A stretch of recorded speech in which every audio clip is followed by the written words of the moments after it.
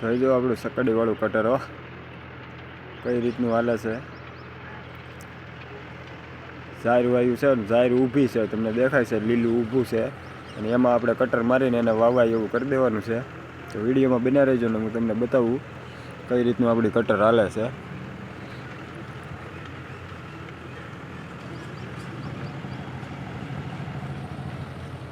પહેલાં લોમાં આપીએ છીએ અને હાવ કાપીને ભૂકો કરી નાખવાનો છે.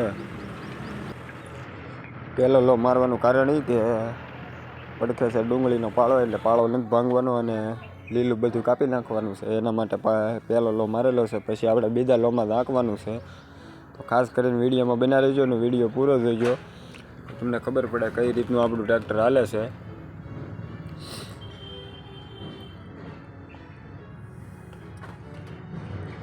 તો જો તમને ડિસ્પ્લે ઉપર રેસ પણ બતાવે છે, કેટલો આપણો રેસ રાખેલો છે.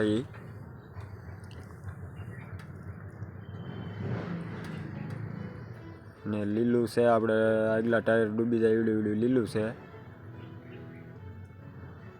ઝાર છે ને ઊભી ઝારમાં આપણે જોઈ જુઓ કટરની સકડીઓ કેટલી બેસે છે. એક 1.5 ફૂટ જેટલી આપણે સકડીઓ અંદર જમીનમાં બેસે એટલું કટર આપણું અંદર બેસે છે.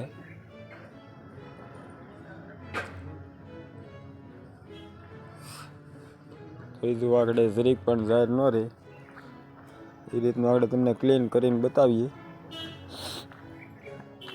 જોઈ જુઓ તો કંઈક આ રીતનું આપણું થઈ જાય છે, કાપીને ભૂકો કરી નાખે હાવ. ડાયરેક્ટ 500 કે પુલાવ આંક્યા વગરનું છે ને આપણે રોટાવેટર એમાં મારી દીધું છે, અને આમાં ડાયરેક્ટ હવે આપણે વાવવા આવવાનું છે બાજરી.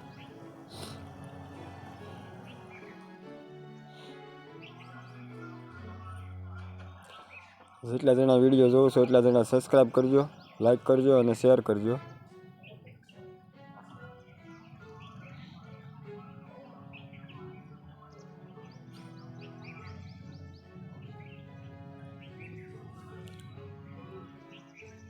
તો જોઈ જુઓ કંઈક આ રીતનું આપણું થઈ ગયું છે.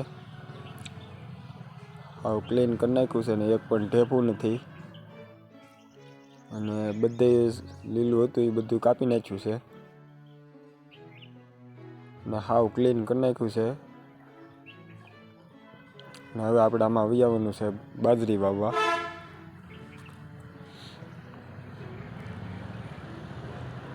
આની પછીનો આપણે મેઇન ફોર્ડ 3600 છે અને આપણે ડીઆઈ કરવાનું છે. હવે એનો વિડીયો પણ આપણે મૂકશું, આગલો વિડીયો એનો આવશે. ડીઆઈ કરવાનું છે, આપણે ઘરે જ કરવાનું છે ડીઆઈ. બધી વસ્તુ તો આપણી પાસે આવી ગઈ છે. હવે કઈ રીતનું આપણે ડીઆઈ ફિટિંગ કરશું ને એ પણ હું બતાવીશ. ચાલો તો જોઈ જુઓ પ્રોપર ક્લીન થઈ ગયું છે. ને હવે આપણે જવાનું છે ઘરે, અને ઘરે જઈને આપણે જે ડીઆઈ કરવાની વસ્તુ છે એ બધી લઈને કમ્પ્લીટ રાખવાની છે. પંપ તો લઈ આવ્યા છે એ ડીઝલ પંપ.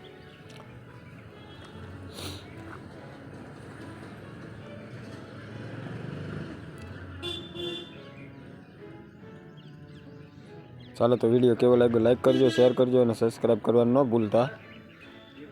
ને આપણે હવે વિડીયો પૂરો કરીએ છીએ, અને હવે આપણે જવાનું છે ઘરે.